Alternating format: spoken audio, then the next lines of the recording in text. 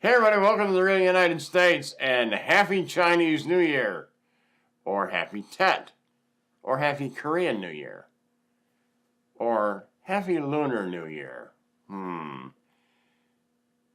There are actually probably, I don't know, a dozen, maybe more, different New Years, different calendars around the world. And the United States being, well, basically a nation of immigrants, we're all originally from somewhere else with the exception of the Native Americans, who are number few. We're all immigrants, and so we all brought many things with us. Those of us from Europe or that part of the world brought with us, of course, the Gregorian calendar, which has this beautiful, solar year. And our New Year's Day is, pretty much the same time every year. We'll get into that in a minute. Very close to the perihelion of the orbit around the sun. And, to us it seems relatively easy to keep track of, but not everybody does it that way. There's a solar year like we have. There's a lunar calendar. There's also a lunisolar calendar. And so you can have a tropical year or a sidereal year, which is about 20 minutes difference in length. And then you can go down the rabbit hole of thought, of a Godonkin experiment, and realize that, you know what, the year is an orbit around the sun divided by the rotation of the Earth. And you know what? If you think about it, there is no way on this Earth that can be a rational number. But I digress, and I don't want to terrify all of my viewers with going off on mathematical safari. Today, February 5th, is Chinese New Year, and it is celebrated by a large number of Americans. Roughly 19.4 million Americans are of East Asian descent. Here in the United States, roughly 6% of the population. So in any metropolitan area, much over 50,000 people, you will have communities of people who's either are directly first generation from the Pacific Rim, or certainly their heritage is from there. And so whether these people actually still use this calendar or not, they may have a traditional or emotional attachment through family tradition to celebrating the new year at the beginning of the Lunar New Year, which is always, like say, around the end of January, beginning of February. I know there's a mathematical way to figure it out, but again, I don't want to frighten all of you with the mathematics. But it's a pretty big deal here, especially as you get into the larger cities. It's Los Angeles and San Francisco, of course, New York. Here in the Washington, D.C. area, it's a big deal. There's large populations of people who have a heritage from East Asia. And so there's a big parade in Washington, D.C. Of course, you've seen our episode, hopefully, from Chinatown and the Friendship Arch in downtown Washington, D.C. So Chinese New Year is, like I say, in a lot of metropolitan areas, is a big deal to a lot of people. It, obviously is not such a big deal in rural communities which don't have these large Asian populations. But, again, across the United States, coast to coast, north to south, there are a lot of celebrations, a lot of parades, and, why do I enjoy it so much? Because it's fun, it's just fun. New Year's is cool. I mean, We get to sit up and have some cocktails and watch the ball drop from, in New York City, and okay, whoop-de-doo, but we don't get to have dragons and fireworks and, wear red so that neon doesn't eat us. NIAN. Um, look it up. It's a mythical creature, and the reason for wearing red and having fireworks at the New Year is to scare off this evil spirit so he doesn't eat you.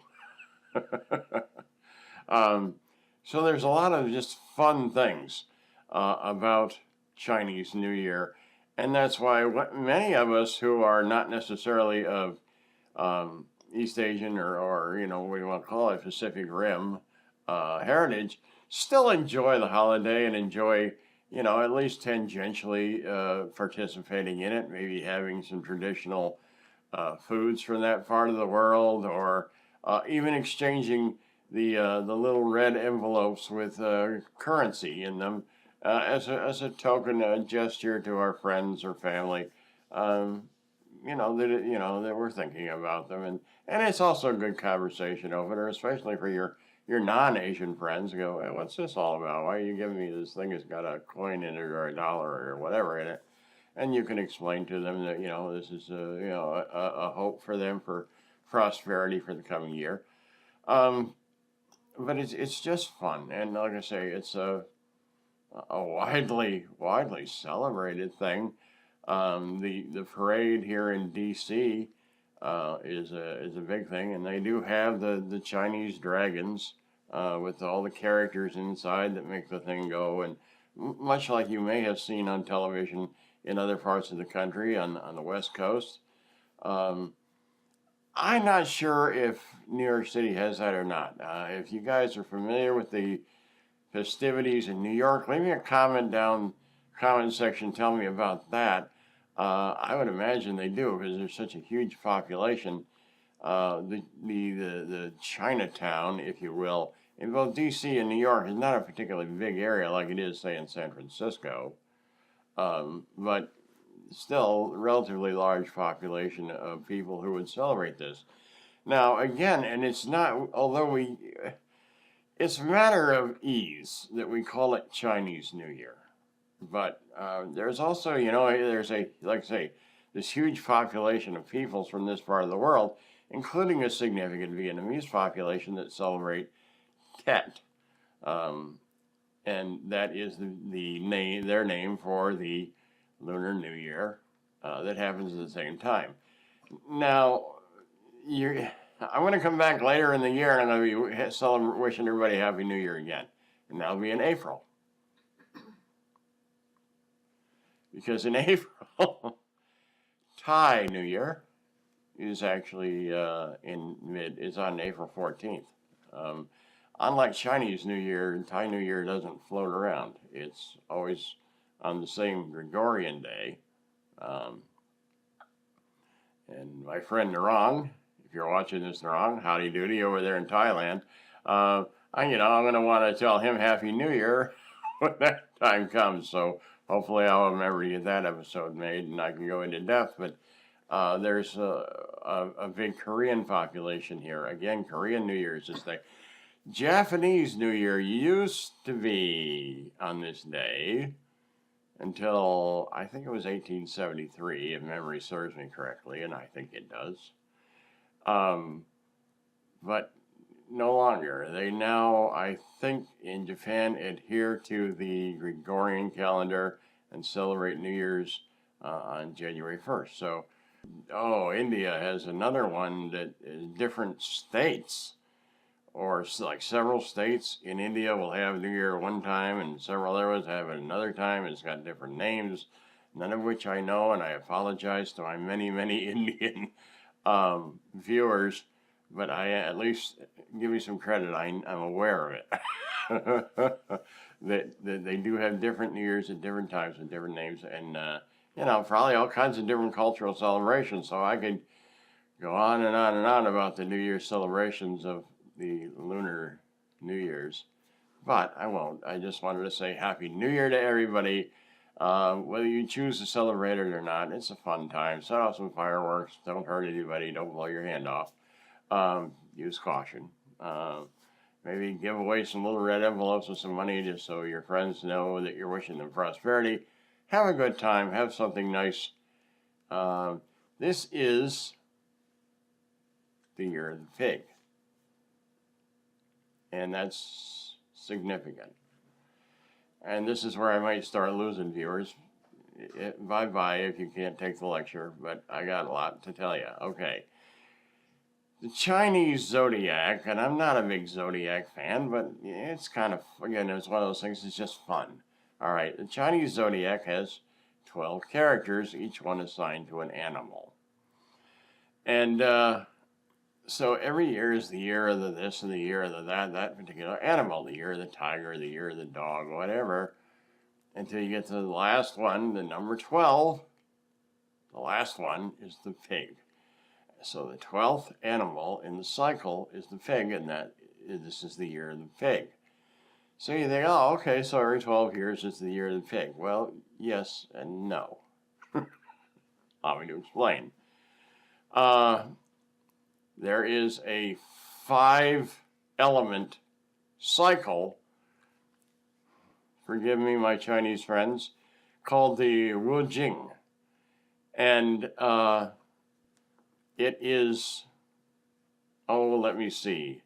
I'm not sure of the order. I know the third one is earth, but it's like wood, metal, earth, fire, and water are the 5 elements. I'm going to put that on the screen here somewhere to show you that set of elements. Well, each of the 12 animals of the zodiac is associated with each of the 5 elements in the Wu Jing. So there actually are 60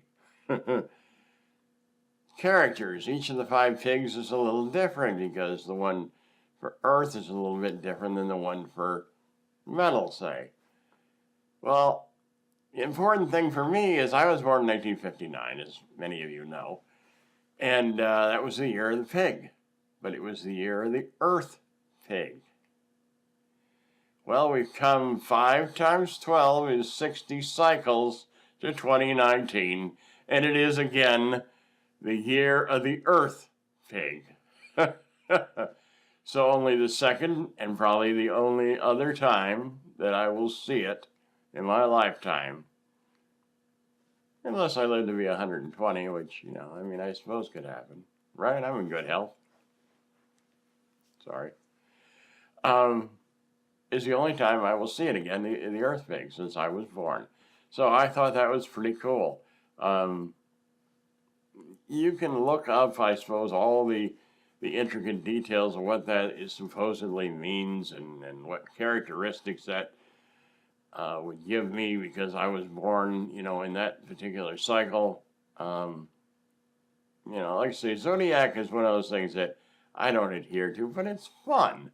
It's like comic books, they're fun. I'm not a big comic book fan anymore like I was when I was a boy, but the point is, they're still fun. There's nothing wrong with them intrinsically. It's just fun.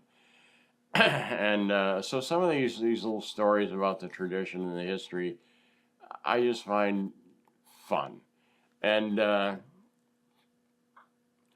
well, folks, life is short, so try and have some fun and try and enjoy this wonderful Lunar New Year. And I wish you all the very best for the year of the pig. I wish you all the prosperity in the world, health, wealth, happiness, and I want to thank you very much. I hope you enjoyed the short episode on the Lunar New Year, the Chinese New Year, around the world, not just here in the United States. You got questions or comments? Leave them in the comments section down below, preferably in English. And if I can, I'll try and answer them. I love hearing from all of you. I try to get back to everybody I can. If you're new here, Happy New Year! Welcome aboard. Please consider picking subscribe to come along for the adventure because we got lots more to show you. And as always, folks, well, thank you for watching.